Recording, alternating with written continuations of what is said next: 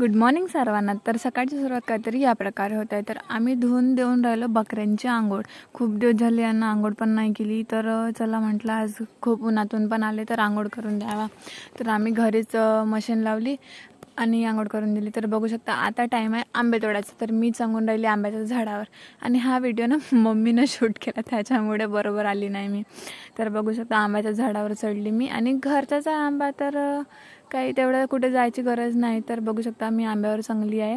आणि बस आता थैला वगैरे घेऊ, झाडाला बांधू आणि तोडूया आंबे.